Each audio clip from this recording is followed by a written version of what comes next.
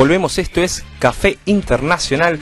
Acordate, si te querés comunicar con nosotros, lo podés hacer al 424-2769 o a través de nuestra fanpage Café Internacional. Ahí van a ver los números de teléfonos que figuran para nuestra conexión de WhatsApp 3413-683-222, o también podés mandarnos un WhatsApp al 3416-958616. Participá, opiná, es interesante y obviamente bueno que lo haga toda la audiencia. Tenemos acá en comunicación telefónica la profesora Anabela Buzo. Le damos la bienvenida y buenas tardes, profesora. ¿Qué tal? ¿Cómo les va? Buenas tardes. Quería hacerle una pregunta a raíz de las últimas noticias que se tienen sobre Donald Trump y Hillary Clinton. Preguntarle, en definitiva, ¿por qué cree usted que en la clase política argentina, quizás esto es una hipótesis mía, genera mucho rechazo a la figura de Donald Trump? Bueno, yo creo que genera mucho rechazo porque la personalidad de Trump, el estilo de su campaña, que recién ha empezado a moderarse muy levemente en los últimos 4 o 5 días, es un estilo que rechaza la política, es un estilo muy agresivo. El candidato ha tenido posturas anti-inmigración, expresiones xenófobas, expresiones de género, despectivas con las mujeres. Entonces es muy difícil que alguien diga, bueno, yo me identifico con este candidato, o me resulta, digamos, indiferente que gane uno u otro. Creo que esas son las principales causas. Por otro lado, los planteos de Trump en términos de política exterior son bastante coincidentes con, digamos, lo que se describe en Estados Unidos como una especie de populismo nacionalista, apolítico, digamos, que representa a Trump, y que en ese caso significaría más valorar una postura un tanto más aislacionista que la tradición hiperactiva y muy internacionalista que tiene Estados Unidos como gendarme del mundo, y muy basada en la defensa de los intereses y de la seguridad nacional de los Estados Unidos. Me parece que Trump es una persona conflictiva en sí misma, y bueno, y eso se trasluce en su campaña. De cualquier manera, mi acotación académica al respecto es que pensar, digamos, que Donald Trump puede ser una figura mucho menos conflictiva en términos de lo que puede generar en política exterior que algunos de los otros candidatos republicanos que siguen en carrera es un error, digamos. Si bien Ted Cruz está muy por debajo en términos de electores, o los que ha podido ganar hasta el momento, si nosotros analizamos su origen político y su posición política, es una cuestión, un perfil totalmente distinto al de Trump, pero también es un perfil bastante conflictivo para el resto del mundo, y en especial para América Latina. Él es senador por el estado de Texas y llegó al Senado de los Estados Unidos en representación del Tea Party, y representa una tradición conservadora, religiosa, muy ligada al evangelismo, que rechaza muchas prácticas religiosas, culturales y políticas de otras partes del mundo, y me parece que, bueno, esa fue parte de su principal problema en las últimas instancias de la primaria en el estado de Nueva York, donde dentro de los 3 candidatos republicanos él sale tercero, porque Nueva York, como ciudad cosmopolita y más ligada a la tradición liberal, rechaza ese tipo de candidatos. Anabela, buenas tardes, te habla Karen Camicia. Quería hacerte una pregunta. Si te parece que en tanto gane un candidato republicano o uno demócrata, la política exterior hacia América Latina cambiaría, sería similar, o qué características, digamos, podría tener uno u otro y cómo afectaría a la región. Mira, yo creo que dentro del espectro de... Si nosotros nos basamos en el supuesto, digamos, de que gana Hillary Clinton por el Partido Demócrata o gana Trump por el Partido Republicano, a mí me parece que estamos viendo vertientes bastante duras de ambos partidos, digamos, porque la alternativa distinta, la propuesta distinta en ese sentido dentro del partido republicano no viene de la propuesta de Hillary Clinton, sino que viene de la propuesta de Sanders.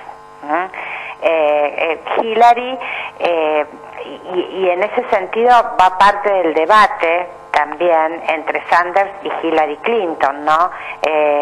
Donde él se presenta como el candidato que va en contra del sistema, en contra del establishment, en contra de los sectores financieros transnacionales, en contra del intervencionismo de Estados Unidos en otros países.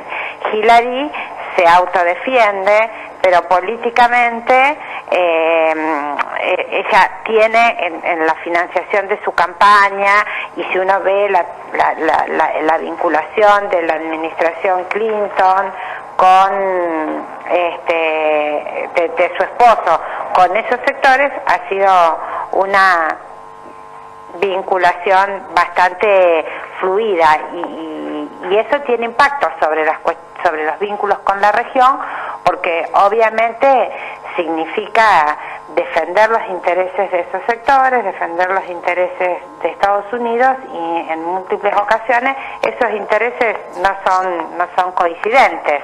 Usted decía de los... ni los intereses ni las necesidades políticas son coincidentes. Usted hablaba de los intereses coincidentes. Muchas veces se escucha a la clase política argentina hablar de que se necesitan relaciones maduras con los Estados Unidos. De alguna manera trasladarle la pregunta de cómo se puede realizar esa relación madura que siempre escuchamos en los medios de comunicación hablando a los políticos sobre Estados Unidos, y en definitiva cuáles serían las áreas que por ahí Argentina y los Estados Unidos podrían cooperar o tener intereses conjuntos. Bueno, yo creo que el tema de las relaciones maduras tendría que implementarse partiendo de la base de que es muy difícil eludir el vínculo con los Estados Unidos o tener permanentemente un vínculo conflictivo, debido a que Estados Unidos conserva hoy una cuota de poder muy significativa a nivel global, más allá que esa cuota de poder sea menor que la que tuvo en el escenario de la segunda posguerra. Pero digo, si nosotros pensamos en términos comparativos con otros países desarrollados, tanto en el escenario de posguerra fría en general como en el escenario posterior a la crisis del 2008, Estados Unidos es el país que más se pudo recuperar, digamos, de esa crisis, y sigue teniendo influencia en términos de los vínculos bilaterales, y también tiene su postura un impacto muy significativo en los espacios multilaterales, sea esto en algunas ocasiones la ONU, el Fondo Monetario Internacional, el G20, el Banco Mundial. Entonces digo, pensar que uno puede eludir, ¿no?, porque no me gusta, porque hay una confrontación ideológica, y que eso se puede eludir de manera simple y sin costos, me parece que es una lectura errónea. Ahora, dicho esto, digo, relaciones maduras tampoco implica decirle a los Estados Unidos siempre que sí, que es una exigencia que tiene Estados Unidos y que han tenido muchos otros países, digamos, de tradición hegemónica en el mundo, como que tienen una demanda sobre los países en vías de desarrollo que nunca se termina de saciar. Parece que uno nunca dice suficientemente que sí.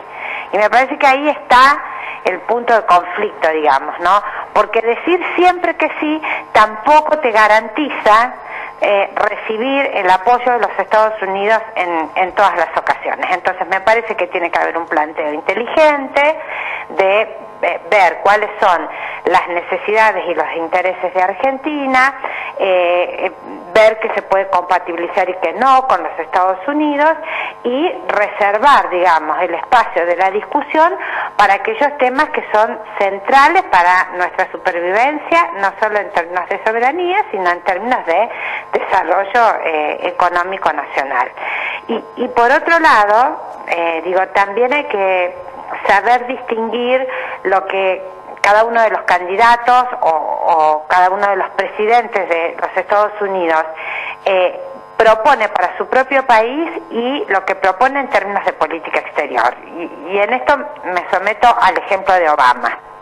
Digo, si nosotros miramos muchas de las políticas que ha llevado adelante Obama en términos internos, digamos el Obamacare, políticas activas para salir de la crisis, participación activa del Estado en la economía nacional y demás, podríamos decir que esa es una agenda que podría coincidir con la que en algún momento propuso a lo mejor la Argentina para afrontar la crisis del 2008.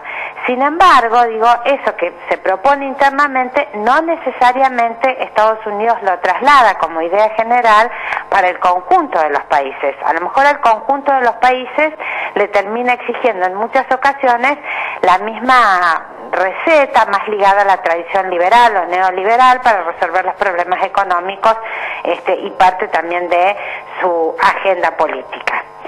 Así que no es fácil mantener una relación madura porque soñar, digamos, como yo les decía, que se puede vivir peleado con los Estados Unidos es un error desde la perspectiva de la diplomacia, pero soñar también que siempre vas a estar de acuerdo y que de esa manera vas a garantizar los intereses de tu propio país si estás en el círculo de los países en vías de desarrollo, se constituye también en una utopía que nunca, o en una idea errónea que nunca se va a poder cumplimentar. Hay que tener mucho conocimiento sobre lo que pasa internamente en los Estados Unidos, más allá de que Estados Unidos proclame siempre la idea de un Estado liberal que no debe avanzar sobre los derechos de los individuos. En términos empíricos es un país con un gran Estado, compuesto por muchas agencias que compiten entre ellas.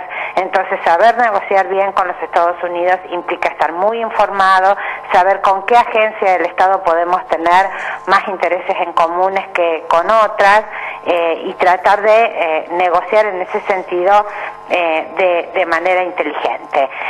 Vos me preguntabas las áreas en especial. Bueno, Argentina tiene una tradición de conflictividad con los Estados Unidos, no solo en términos políticos, sino también en términos económicos, más allá de que nosotros seamos una economía muy pequeña y ellos una gran economía, porque históricamente hemos tenido economías o productos de tipo competitivos. Por ejemplo, en términos agrícolas podemos producir lo mismo. En algún momento, en términos de producción industrial, ellos son una gran potencia, pero se podrían dar factores naturales que contribuyan a un mismo tipo de producción. Entonces es muy difícil cuando tenés economías competitivas no tener problemas de índole comercial, porque la complementariedad tiende a desaparecer en ese escenario. Así que yo creo que Argentina con Estados Unidos es difícil tener una agenda comercial acordada y que no nos dé siempre una balanza comercial negativa a nosotros, pero a lo largo de la historia se han dado algunas experiencias de cooperación exitosas. Yo creo que algunas de las más exitosas se dieron a nivel científico-tecnológico, en términos educativos, y obviamente, al igual que con todos los países latinoamericanos, en la década de los 90, cuando hubo un escenario de gran homogeneidad ideológica entre Estados Unidos y el resto del continente, se dieron muchísimas políticas de cooperación, pero esas políticas de cooperación estuvieron siempre basadas en los criterios rectores que había establecido Washington. Yo no digo que no hayan sido algunas de ellas exitosas, lo que sí digo es que no había un feedback demasiado importante o con resultados concretos donde se incorporasen las demandas de muchos países del resto del continente para diseñar esos programas de cooperación. Por eso algunos fueron muy activos hasta los 90 y después empezaron a desacelerarse porque volvieron a aparecer los espacios de desacuerdo, y por eso nos cuesta tanto, por ejemplo, cuando hay algunas divergencias con respecto al tema, tener evaluaciones comunes sobre por ejemplo, cómo se debe organizar la lucha contra el narcotráfico a nivel continental. Que es algo que va a dar muchísimo para hablar. Por último, hacerle una pregunta, profesora, si usted tuviera un alumno o alguna oyente que le interese las relaciones con Estados Unidos o la problemática, en definitiva, de las relaciones internacionales, ¿qué libro le aconsejaría o qué autor para que siguiera su lectura? Mira, yo lo que creo es que es muy difícil recomendar un texto porque Estados Unidos, al ser una potencia hegemónica y al tener capacidad de influencia y de diseño de políticas en muchas ramas, uno puede estudiar sobre Estados Unidos vinculado a temas de seguridad, vinculados a temas de modelos democráticos, vinculados a temas de modelo económico, desarrollo tecnológico, o sea, cientos de cuestiones. Con lo cual, yo le recomendaría a algún principiante que tiene interés en estos temas tomar algunas de las obras clásicas, que hay varias, que se dedican a hablar sobre el modelo, digamos, o los procesos de construcción de políticas en los Estados Unidos. No necesariamente proceso de toma de decisión sobre un tema puntual, sino cómo es el proceso de construcción de políticas públicas en distintas áreas, porque eso permite al lector tener una idea de cuál es la lógica, por ejemplo, del Departamento de Defensa o el Pentágono, como le quieran llamar, y cuál es la lógica del Departamento de Estado o del Departamento del Tesoro, que no necesariamente son idénticas, no siempre son complementarias, muchas veces tienen competencias entre sí, y eso te da una idea más acabada de cómo funciona o cuán complejo es el proceso político en los Estados Unidos y cuán erróneo es desde nuestra parte decir Estados Unidos piensa tal cosa, como si fuese un actor racional y unificado, como decía la escuela realista de las relaciones internacionales. Profesora, le agradecemos el contacto. No, gracias a ustedes por llamar. Que pasen una linda tarde. Muchas gracias. Ella fue Anabela Abuso, licenciada en Ciencia Política, magíster en Ciencias Sociales de la Flaxo e investigadora docente del CONICET de la Universidad Nacional de Rosario. Ahora nos vamos a ir un pequeño cortecito con una canción de Silvio Rodríguez que se llama Canción en Harapos, que me gustaría que los que nos están escuchando presten atención a la letra, porque se la puede, a pesar de que fue escrita hace un par de años, se la puede relacionar mucho con la actuación de la sociedad civil en las redes sociales, porque hace mención a esto de que qué fácil que es discutir en un café y qué difícil que es que eso se lleve a la práctica. Así que los invito a escuchar.